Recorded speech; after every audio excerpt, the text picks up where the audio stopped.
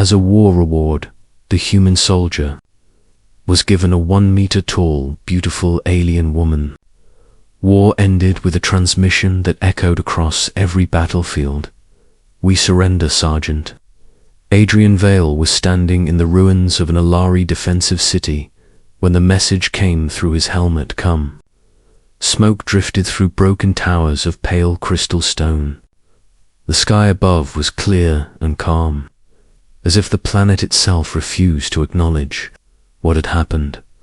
He felt no joy, only exhaustion.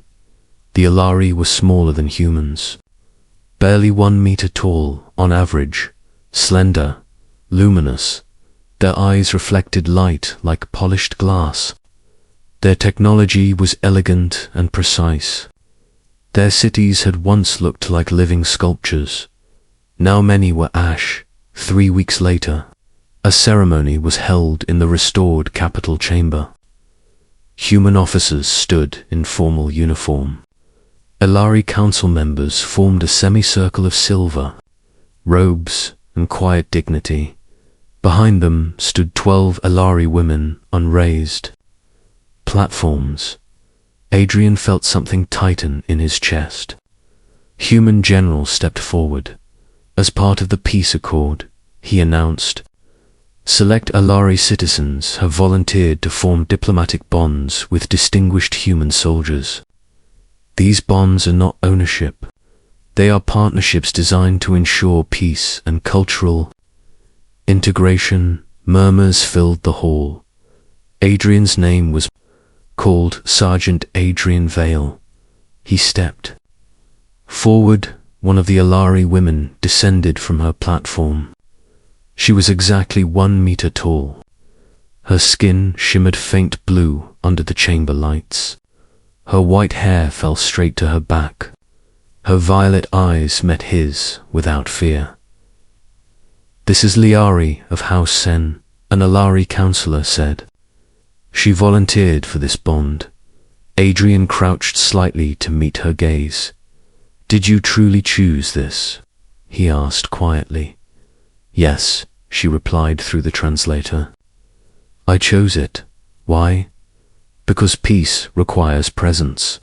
And you were recorded as a soldier who refused to fire upon civilians during the siege of Korath." He remembered that day. He had disobeyed a direct artillery order after detecting non-combatant life signs. He had nearly faced court-martial. Now that decision stood before him in living form. A thin metallic band was secured around his wrist. A matching one circled hers. A soft pulse of light connected them. Briefly, biometric link established. Applause followed. Adrian barely heard it. Earth was louder than he remembered. News channels replayed footage of bonded pairs arriving. Some humans celebrated unity. Others protested what they called alien appeasement. Adrian ignored the noise. His military service ended quietly. He was given a modest apartment in a coastal city. When he opened the door for the first time, Liari stepped inside behind him.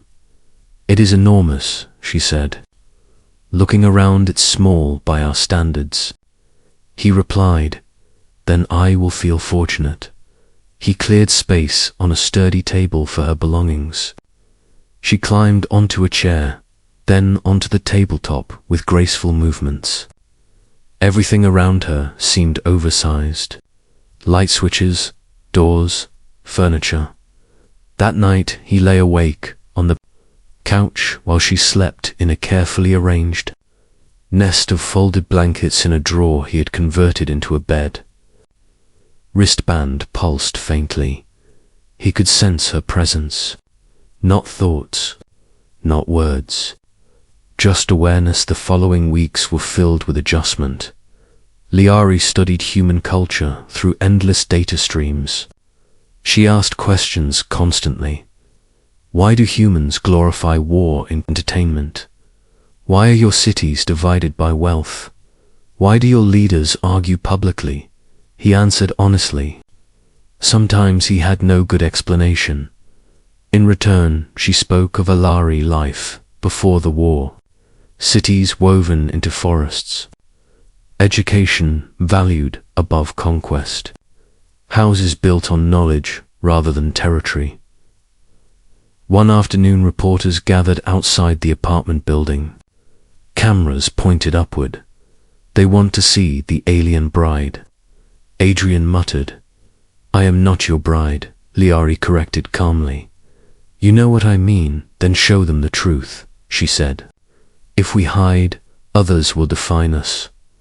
They agreed to a formal interview inside the apartment.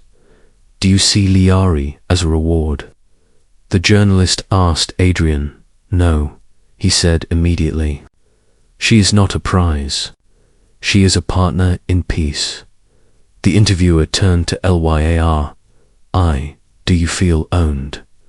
The room grew silent. No, she answered. I volunteered. There is strength in choosing responsibility.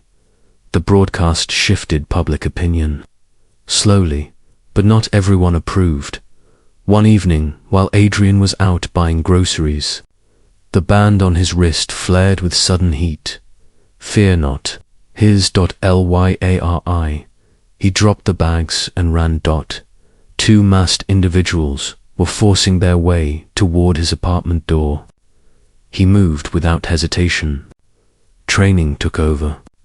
Within moments, the attackers were fleeing as neighbors shouted and security alarms activated. Inside, Liari stood shaken but unharmed. I felt your fear, she whispered. I felt yours. He knelt so they were level. The bond is not control, she said softly. It is protection.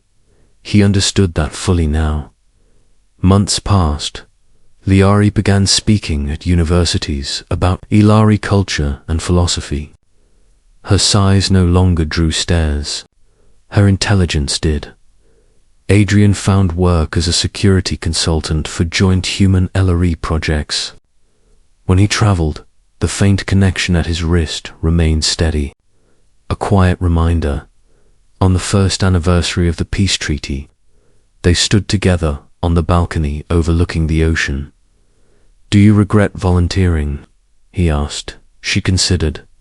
I regret the war. I regret the lives lost, but I do not regret standing here. He nodded. Neither do I. Children in the street below pointed upward. A small human girl waved excitedly at Liari. Liari waved back. The girl smiled instead of shrinking. Away, that small moment felt larger than any battlefield victory. Years later, Adrian and Liari returned to the Alari homeworld for a reconstruction summit. The once damaged capital now shimmered with restored gardens and flowing light structures. As they walked through the city, Alari citizens greeted Liari with respect. They looked at Adrian not with hatred but with cautious acceptance. You have both changed much, an Alari elder said. We chose to. Liari replied. That evening they stood overlooking the rebuilt skyline.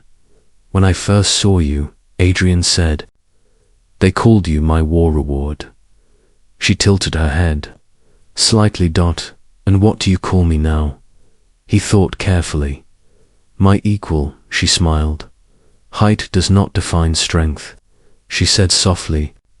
Nor does victory define honor. He looked down at her small hand, resting beside his on the railing.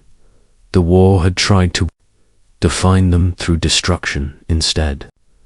They defined themselves through partnership as a war reward.